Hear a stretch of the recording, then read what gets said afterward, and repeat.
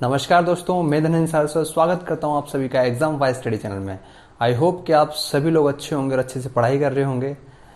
तो अभी तक आपको मैंने अल्फाबेटिक सीरीज टेस्ट की पूरी क्लासेस करवा दी हैं, पूरे टॉपिक्स करवा दें किस किस टाइप से क्वेश्चंस आते हैं। आज हम क्वेश्चंस को सॉल्व करेंगे जो आपके प्रीवियस ईयर्स में आए हैं और जहां तक आ सकते हैं उन क्वेश्चंस के बारे में भी हम बात करेंगे। ठीक है, जिस जिस तरीके से आपके क्वेश्चन आएंगे उस तरीके से हम बात करेंगे। तो अगर आप तक आपने हमारी 3 क्लासेस नहीं ली हैं पहले की, तो उनका लिंक मैं डिस्क्रिप्शन में दे दूंगा, तो आप वहां जाके देख सकते हैं। तो चलिए अपन क्वेश्चंस को सॉल्व करते हैं। ठीक है, देखिए क्वेश्चन क्या बोल रहे हैं यहाँ पे कि उलझे हुए जो अपने अक्षर दिए हुए हैं CCI TR KE अक्षरों को सुलझाएं जिससे वह एक अंग्रेजी का सही शब्द बन जाए और फिर सुलझे हुए शब्द का बाएं से 5वां अक्षर बताएं। मतलब हमें उलझे हुए शब्द दिए हुए हैं, इनको सुलझाना है, सुलझा के ये बताना है कि सही मायनों में वो शब्द क्या बनेगा, और जब शब्द बन जाएगा, एक मीनिंगफुल शब्द बन जाएगा, उसके बाद हमें बताना है कि 5वां शब्द क्या होगा, वो भी बाएं से हमें बताना है। ठीक है, तो हमें शब्द को सुलझाना है। तो सुलझाते हैं हम शब्दों को। क्या दिया हुआ CCI TRKE। तो जहां तक हमें पता चलता है कि इस शब्द से क्या बनता है, क्रिकेट बनता है, जिसकी स्पेलिंग होती है CRICKET। ठीक है, क्या होती है स्पेलिंग, CRICKET। एक बार हम देख लें क्या ये जो मैंने शब्द लिखे हैं वो आ रहे हैं या उसमें नहीं आ रहे हैं। C आ रहा है, हमारा R भी आ रहा है, I भी आ रहा है, C भी आ रहा है, K भी आ रहा है, E भी आ रहा है और T भी आ रहा है। ठीक है, तो ये हमारा अर्थपूर्ण शब्द बनेगा। उसके बाद क्या बोलता है कि जब अर्थपूर्ण शब्द सुलझा लिया जाए, उसके बाद सुलझे हुए शब्द के बाएं से, तो सुलझा हुआ शब्द ये है, इसके बाएं से, बायां हम यहां से स्टार्ट करेंगे, बाएं से 5वां अक्षर बताएं। तो 1 2 3 4 5, तो हमारा ये वाला अक्षर हो जाएगा, आंसर आएगा हमारा के। ये क्वेश्चन आपका 28 मार्च 2016 NTPC में आया हुआ क्वेश्चन है। ठीक है, तो आपको समझ में आ गया होगा कि अगर ऐसे क्वेश्चन आए हैं, उलझे हुए शब्द हैं, उनको सुलझा के एक अर्थपूर्ण शब्द बनाना है, उसके बाद वो बोलता है कौन सा शब्द, तो आप आराम से कर दीजिएगा। ठीक है, हम अपने अगले क्वेश्चन की तरफ चलते हैं।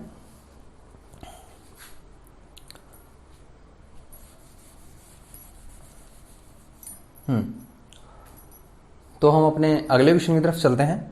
क्वेश्चन क्या बोल रहा है हमारा, देखिए क्वेश्चन है निम्नलिखित अनुक्रम में ऐसे 7 हैं, ऐसे कितने 7 हैं जिनके तुरंत बाद 9 है। जिनके तुरंत बाद क्या होगा, 9। मतलब ऐसे कितने 7 देखने हमें जिनके जस्ट बाद आएगा 9, लेकिन तुरंत बाद 9 है, और जिनके तुरंत पहले 5 नहीं है। मतलब तुरंत बाद तो 9 आना चाहिए, लेकिन उसके पहले 5 किसी भी कंडीशन में नहीं आना चाहिए। तो देखते हैं ऐसे 7 कितने हैं जिसके तुरंत बाद तो 9 है लेकिन तुरंत पहले 5 नहीं है। तो हमारा पहला 7 तो ये होगा, क्योंकि इसके पहले 1 है, 5 नहीं है। ठीक है, और बाद में 9 है ही सही। इसके बाद ये वाला 7, तो यहाँ तो 5 आ गया बाद में, तो ये जो होगा नहीं। एक ये वाला 7, यहाँ 9 तो है इसके बाद में, लेकिन पहले 5 है, और वो क्या बोल रहा है, जिसके तुरंत पहले 5 नहीं है, तो ये वाला भी 7 हमारा नहीं होगा। इस वाले 7 की बात करें, इधर 8 है, कोई मतलब ही नहीं है। इधर वाले 7 की बात करें, इधर 9 है और इसके पहले 5 भी नहीं है, तो हमारा ये वाला भी 7 हो जाएगा। और ये वाला 7, इसके 9 है पहले, वो बाद में, लेकिन पहले 5 है। तो ऐसे हमारे कितने 7 हुए जिनके तुरंत बाद तो 9 है, लेकिन जिनके तुरंत पहले 5 नहीं है। तो ऐसे 7 है हमारे 1 और 2। ऐसे हमारे कितने 7 है, 2 ही 7 है। ये क्वेश्चन आया था हमारा 29 मार्च 2016 में। देखिए मैं आपको क्वेश्चन वो करवा रहा हूं जो हमारे प्रीवियस ईयर में आ चुके हैं, और वो भी करवाऊंगा जो आ सकते हैं आपके आने वाले टाइम पे। तो ध्यान से पढ़िएगा। ठीक है, देखिए निम्नलिखित अंग्रेजी शब्द को शब्दकोश के अनुसार क्रम में रखा जाए तो उनमें से कौन सा तीसरे क्रम पर आएगा। तो यहाँ पे मैंने आपको पहले पढ़ाया था कि शब्दकोश के अनुसार हम कैसे जमाते हैं, उस पे भी आपके क्वेश्चन आएंगे, उस पे बेस पे आपके क्वेश्चन आ सकते हैं। तो देखिए हमारे क्वेश्चन क्या है, तीसरे नंबर पे पूछ रहा है वो कि तीसरे क्रम पर कौन सा आएगा। तो हमें पहला दूसरा तो निकालना ही पड़ेगा। तो देखते हैं, हमारा ए बी यहाँ पर है, ए बी है, ए बी है और ये भी है। ठीक है, उसके बाद दूसरा अक्षर यू, यू और यहाँ पर यू, लेकिन यहाँ पर एस। तो एस पहले आता है या यू, हमारा आता है एस पहले। तो ये पता चल गया हमें इस वाले नंबर से कि ये तो हमारा पहले नंबर पे होगा। अब देखते हैं इन तीनों के बारे में बात करते हैं। तो इसके बाद यहां पे आता है u के बाद t, यहां के बाद आता है u के बाद s, और यहां पर आता है u के बाद s। तो जब u के बाद t आया और यहां पर s आया तो t पहले आता है या t पहले आता है या s? तो s पहले आता है हमारा, t बाद में आता है। तो जब यहाँ पे t आ गया तो ये इसके बाद जाएगा, मतलब ये तो हमारा पहले नंबर पे था और यहाँ पे t आ गया तो ये वाला हमारा नंबर हो गया चौथे नंबर पे, लेकिन हमें निकालना है तीसरा। तो अब ये 2 नंबर बचे, ये 2 हमारे वर्ड बचे। अब इन 2 वर्ड में हमें पता चलेगा, देखते हैं। s के बाद आता है यहाँ पे t और s के बाद आता है यहाँ p, बस हमें पता चल गया। जब यहाँ s के बाद t आया तो t तो बाद में आता है और p हमारा पहले आता है, तो ये हो गया हमारा तीसरे नंबर का, सॉरी ये हो गया हमारे दूसरे नंबर का, और ये हो गया हमारा तीसरे नंबर का। तो हमें पता चल गया कि तीसरे नंबर पे कौन सा आएगा शब्द। तो तीसरे नंबर पे हमारा बी वाला ऑप्शन सही होगा, ये हमारा आंसर हो जाएगा। ये 30 मार्च 2016 को आया है आपके क्वेश्चन। तो देखिए इस तरीके से क्वेश्चन आपको सॉल्व करने हैं। जब ऐसे क्वेश्चन आएंगे तो आपको ध्यान रखना है कि हमें पहले अगर सेम है तो दूसरा मिलाना है, दूसरा सेम है तो तीसरा मिलाना है, तीसरा सेम है तो चौथा मिलाना है। ऐसे ऐसे करके हमें लाइन टू लाइन क्वेश्चंस को जमाना है और लाइन टू लाइन क्वेश्चन को सोल्व करना है। समझ में आ गया आपको ये चीज? तो हमारे इसका आंसर क्या आएगा? बी हमारा ऐसा शब्द है जो तीसरे क्रम पर रखा जाएगा। ठीक है, तो चलिए हम अपने अगले क्वेश्चन की तरफ चलते हैं।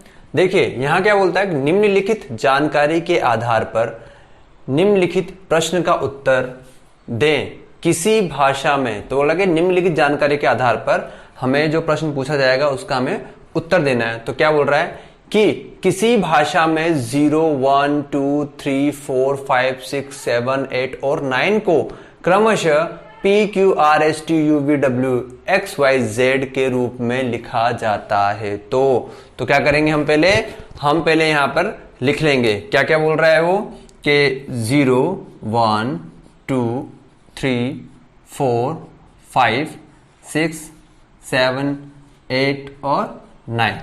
ठीक है, 9 दिया हुआ है और क्या दिया हुआ है, P से लेकर हमें Y तक दिया हुआ है। तो 0 के नीचे लिख लेंगे P, Q, R, S, T, U, V, W, X और Y। आपको पता चल जाए इसलिए मैं बीच में इस तरीके से बना देता हूं। ठीक है, तो इस तरह से दिया हुआ है। अब उसने क्या दिया हुआ, आगे इक्वेशन दी है कि QTT क्या बोल रहा है कि Y के रूप में लिखा जाए तो QTT plus UV minus RP multiply यहां ऐसा लगा क्योंकि X अगर मैं लगाता तो आपको X जैसा लगता है, इसलिए मल्टीप्लाई किसके बराबर होगा।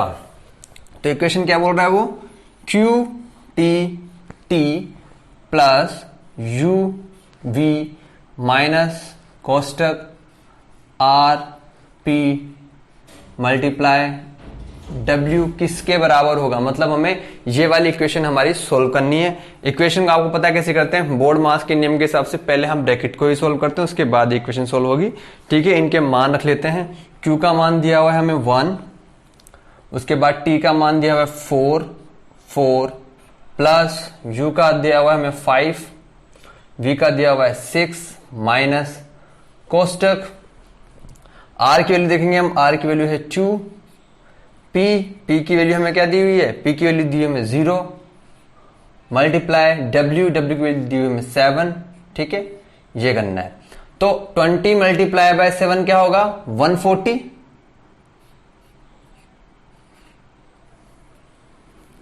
ठीक है, 20 मल्टीप्लाई बाय 7 होगा हमारे पास 140 माइनस इक्वेशन क्या है यहाँ पे 56 और 144। तो 144 में अगर हम 56 प्लस करेंगे तो 6 और प्लस 10 का 0 कैरी किया हमने यहाँ पे 1। ठीक है, 4 और 5 9 और 1 10 का फिर 0 और कैरी किया हमने 1, तो यहाँ पे हो जाएगा 2। तो 200 में से माइनस 140 होंगे तो हमारे पास आंसर होगा हमारा 60। ठीक है, तो किसके बराबर है, 60 के बराबर है। ये हमारा क्या हो जाएगा, आंसर हो जाएगा। ठीक है, समझ में आ गया आपको कैसे सोल्व किया। इक्वेशन हमें दी हुई, यहाँ पे सारे नंबर्स दिए हुए 0 से लेकर 9 तक और इसको उसने डिनोट किया है P से लेकर Y तक। इक्वेशन दी हमें QTT प्लस UV, तो हमने QTT की वैल्यू रख दी। Q की वैल्यू हमारी क्या थी, यहाँ पे 1 थी, टी की वैल्यू हमारी 4 थी, तो टी टी दोनों की वैल्यू 144 प्लस उसके बाद यू की वैल्यू 5, वी की वैल्यू 6, तो 56 माइनस आर की वैल्यू क्या दी हुई है हमें, आर की वैल्यू उसने दी थी यहाँ पे 2 और पी की वैल्यू हमें गिवन थी 0, तो 20 मल्टीप्लाई बाय डब्ल्यू की वैल्यू थी हमें 7। इस इक्वेशन को सोल्व किया, 144 प्लस 56 होते हैं 200 माइनस 140 इक्वल टू 60 हमारा आंसर आ जाएगा। तो देखो हमारे पास आ गया यहाँ पे 60। अगर ऑप्शन में 60 नहीं दिया हुआ हो और वहां पर वर्ड दिए हुए हैं तो हम कैसे देखेंगे, 60 मतलब 60 का मतलब क्या है, 6 का मतलब तो यहाँ पे है v, देखिए 6 का मतलब है v, तो 6 का मतलब v और 0 का मतलब क्या है हमारा p, तो हम vp भी इसका आंसर दे सकते हैं। ठीक है, उसका आंसर vp भी हो सकता है। तो आप ध्यान रखिएगा इस चीज को, ऑप्शंस पे ज्यादा ध्यान दीजिएगा। ठीक है, उनके अकॉर्डिंग तो वहां पे ऑप्शन का वीपी ही था। ठीक है, तो ये जो मैंने आपको क्वेश्चन कराया ये एनटीपीसी 2016 में आया है 29 अप्रैल को। ठीक है, आज मैं आपको वही क्वेश्चन करवा रहा हूं जो आपके प्रीवियस ईयर्स में आए हुए हैं या फिर जो आ सकते हैं, वो वाले क्वेश्चन मैं आपको बताऊंगा। ठीक है, तो देखिए हमारा अगला क्वेश्चन क्या बोलता है। क्वेश्चन है दिए गए व्यवस्थित अक्षरों में से 2 खेलों के नाम अलग करें। मतलब हमें अक्षर दिए हुए हैं, ये इतने सारे अक्षर दिए हुए हैं, इनमें से 2 खेल मतलब गेम्स के नाम हमें अलग करने हैं, उनके नेम हमें अलग करने हैं और उन अक्षरों को लिखें जो इन खेलों के नाम के प्रथम अक्षर हों। मतलब जो हम गेम के नाम अलग करेंगे उन गेम के नाम के हमें प्रथम अक्षर मतलब फर्स्ट लेटर भी हमें लिखना है। ठीक है, तो नाम अलग करके फर्स्ट लेटर देखते हैं कौन सा आता है। तो देखिए इन अक्षरों में से कौन सा गेम बनता है। पहला क्रिकेट, CRICKET। ठीक है, क्रिकेट को देखते हैं क्या ये बन रहा है, सी आ रहा है, ठीक है, आर भी इसका आ रहा है, आई भी आ रहा है, सी भी है, के भी है, ई भी है और टी भी है। ठीक है, पहला बनता है हमारा क्रिकेट, दूसरा बनता है हमारा चेस, CHESS।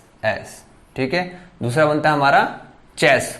तो सी भी है इसमें, एच भी है इसमें, ई भी है इसमें और एस भी है 2 बार, तो एस भी है। ठीक है, और कोई गेम बनता है क्या, नहीं, और गेम इससे नहीं बन पाएगा।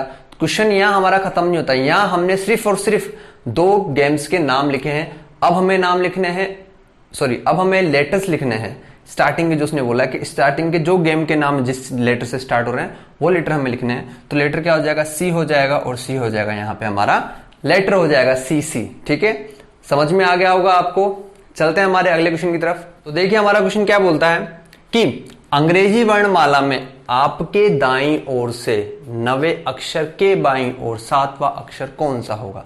तो अंग्रेजी वर्णमाला बोल रहा है, ठीक है, जो कि आपको पता है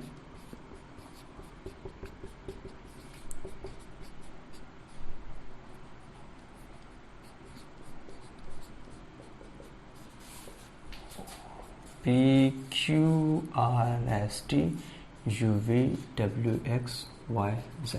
देखिए अगर वो बोलता कि आपकी बाईं ओर से तो हमें इतना ज्यादा लिखने की कोई जरूरत नहीं थी, हम कर लेते। लेकिन यहां पे क्या बोल रहा है कि आपके दाहिने ओर से, आपका दाया मतलब उसका भी दाया, अंग्रेजी वर्णमाला के भी दाया, मतलब Z से हम इधर आएंगे। तो आपकी दाईं ओर से 9वें अक्षर, तो 9वें अक्षर क्या है, 1 2 3 4 5 6 7 8 9। 9वां अक्षर हमारा क्या होता है, आर। अक्षर के, तो 9वें अक्षर के बाईं ओर, अब यहां से हमारा दाया और बाया, ये दाया ये बाया, तो बाईं ओर 7वां अक्षर कौन सा होगा, तो 7वां अक्षर बाईं ओर, तो क्या होगा, यहां से हम स्टार्ट करेंगे 1 2 3 4 5 6 7, 7वां अक्षर हमारा कौन सा हो जाएगा, के हमारा 7वां अक्षर हो जाएगा। ये हमारा इस चीज से आंसर आ जाएगा। ठीक है, चलते हैं हम अपने अगले क्वेश्चन की तरफ। देखिए यहां क्या बोलता है क्वेश्चन कि निम्नलिखित अक्षर श्रृंखला में कितने PQS इस प्रकार उपस्थित है। मतलब 3 वर्ड दिए हैं PQS, इस प्रकार, मतलब बोल रहा किस प्रकार, इस प्रकार व्यवस्थित हैं कि Q मध्य में है। कहां होना चाहिए हमारा Q, ध्यान रखना, Q होना चाहिए मध्य में, और P और S उसके किसी भी ओर हैं, मतलब किसी भी तरफ हो सकते हैं, या तो लेफ्ट हो सकते हैं, राइट हो सकते हैं, आगे हो सकते हैं, पीछे हो सकते हैं, लेकिन हर हाल कंडीशन में Q कहां होगा, Q होगा मध्य में। तो चलिए हम शुरू करते हैं, कैसे सॉल्व करेंगे। देखिए Q देखेंगे, Q आ रहा है यहां पर, P आ रहा है आगे, पर यहां क्या आना चाहिए, S आना चाहिए, तो ये हमारा Q नहीं गिना जाएगा। इस वाले क्यू की बात करें तो P आ रहा है आगे और S आ रहा है पीछे। हाँ भाई, Q हमारा मध्य में है, P इधर आ रहा है, S है, तो हमारा ये वाला काउंट होगा। उसके बाद इस वाले Q के बारे में बात करें तो हाँ, P आगे आ रहा है, S पीछे आ रहा है, तो ये वाला भी हमारा Q काउंट होगा। उसके बाद हम बात करें इस वाले Q के बारे में तो P आगे आ रहा है लेकिन S पीछे नहीं आ रहा, तो हमारा Q मध्य में नहीं हुआ। उसके बाद हम बात करते हैं इस वाले P के बारे में तो S आगे आ रहा है, P पीछे आ रहा है, तो ये वाला भी हमारा मध्य में होगा। तो हमारे ऐसे कितने Q हो जाएंगे? 1 2 3। तो हमारा इसका आंसर कितना होगा? 3 इसका हमारा आंसर होगा कि ऐसे हमारे 3 पेयर बन जाएंगे कि P Q S हमारे ऐसे 3 जगह हैं जिनके बीच में तो Q आ रहा है और आगे या पीछे किसी भी और हमारा P और S आ रहा है, तो बीच में हमारा Q आ रहा है। यही हमें फाइंड आउट करना था। इस तरीके से हमें क्वेश्चन सोल्व करना है। ठीक है, समझ में आ गया होगा आपको। चलते हैं हमारे अगले क्वेश्चन की तरफ। क्वेश्चन है, देखो, निम्नलिखित 4 अव्यवस्थित अंशों को एक अर्थपूर्ण लोकोक्ति बनाने के लिए व्यवस्थित करें। मतलब 4 अंश दिए हुए हैं उसने, ये वाले देखिए। अब उसने क्या, ये वाले अंश शो किए हैं MNOP से, ताकि वो ऑप्शन में आपको इस तरीके से ऑप्शन दे सके। तो इस तरीके से ऑप्शन गिवन है कि OPNM, ये हमारा क्रम बताया उसने, क्या इस क्रम में होंगे, क्या उस क्रम में होंगे, क्या इस क्रम में होंगे, क्या उस क्रम में होंगे। ऐसे देखिए, हमने पढ़ा था कि शब्दकोश के अकॉर्डिंग आप लोग अपने जो नाम थे वो जमा रहे थे, लेकिन यहाँ पे क्या है, इसने बोला है अर्थपूर्ण लोकोक्ति बनानी। लोकोक्ति मतलब आपने सभी ने लोकोक्ति मुहावरे सुने होंगे, बचपन से सुनते आ रहे हैं। हम किसी भी चीज को बारे में बोलते हैं तो कोई ना कोई एग्जाम्पल देते हैं ताकि वो समझ में आ जाए, तो वही हमारी लोकोक्तियां होती हैं। और मुहावरे तो हम बोल ही देते हैं, तो एग्जाम्पल देते हैं, तो ठीक है, ताकि डायरेक्ट ना बोल के हम बता सकें कि हम क्या कहना चाह रहे हैं, अपनी फीलिंग्स को शेयर कर सकें। जैसे हम फीलिंग्स शेयर करते हैं कुछ भी बोल के, लोग बहुत कुछ बोलते हैं। तो देखते हैं कि क्या हम एक अर्थपूर्ण वाक्य बना सकते हैं इससे। तो क्या वाक्य बनेगा, देखिए स्टार्टिंग हम करते हैं। यहां लिखा हुआ है without baking an omelette you can not make a few eggs. तो क्या होगा कि फर्स्ट हम लेंगे यहां से, you can not make an omelette, तुम नहीं बना सकते एक omelette, without baking a few eggs. तो without breaking a few eggs मतलब हम बिना तोड़े अंडे के ऑमलेट नहीं बना सकते। अंडा तोड़ना ही पड़ेगा तब जाके ऑमलेट बना पाएंगे। जैसे कि अगर हमें किसी भी काम के लिए बाहर जाना है, बाहर से हमें कोई काम करना है, तो जब तक हम घर से बाहर निकलेंगे तब तक हम वो काम नहीं कर पाएंगे। तो अगर हमें कोई काम करना है जाके बाहर, तो हमें घर से बाहर निकलना ही पड़ेगा। वही तरीका है, ठीक है, वही चीज बोली गई है। तो फर्स्ट क्या आएगा, यू कैन नॉट मेक, तो फर्स्ट होगा हमारा ओ, ठीक है। तो देखिए ओ सब में आ रहा है, you can not make an omelette, तो ओ के बाद हमारा आएगा एन, तो ये और ये ऑप्शन हमारे पास बचे। उसके बाद एम विदाउट ब्रेकिंग, तो एम मतलब क्या है हमारा ये वाला ऑप्शन, तो हमारा ये वाला ऑप्शन सही हो जाएगा। फिर उसके बाद तो पी आना ही आना है, अ फ्यू एक्स। समझ में आया आपको, ठीक है। आई होप ये आपको क्वेश्चन समझ में आ गया होगा, और इसी से रिलेटेड ऐसे ही क्वेश्चन आप लोगों के एग्जाम में आएंगे, तो प्लीज प्रिपरेशन करके अच्छे से जाइएगा। और हम कल अपना नया टॉपिक स्टार्ट करेंगे, तो आप उसके लिए भी रेडी रहिएगा, ठीक है। तो अगर आपको वीडियो पसंद आई हो तो प्लीज लाइक सब्सक्राइब शेयर कीजिएगा। हमें बहुत अच्छा लगता है अगर आप शेयर करते हैं, उन लोगों के पास ये वीडियो पहुंचे जो पढ़ना चाहते हैं और किसी वजह से नहीं पढ़ पा रहे हैं, ठीक है। तो बेसिक से आपकी क्लासेस चल रही हैं और बैक टू बैक लग रही हैं। मंडे से हमारी क्लास का टाइम मॉर्निंग का रहेगा, तो मॉर्निंग में आप रेडी रहिएगा पढ़ने के लिए। तो एक बार फिर से कहता हूं कि वीडियो पसंद आए तो लाइक सब्सक्राइब शेयर कीजिएगा। बाकी मिलते हैं हम अपने अगली वीडियो में, तब तक के लिए जय हिंद, जय भारत, थैंक यू।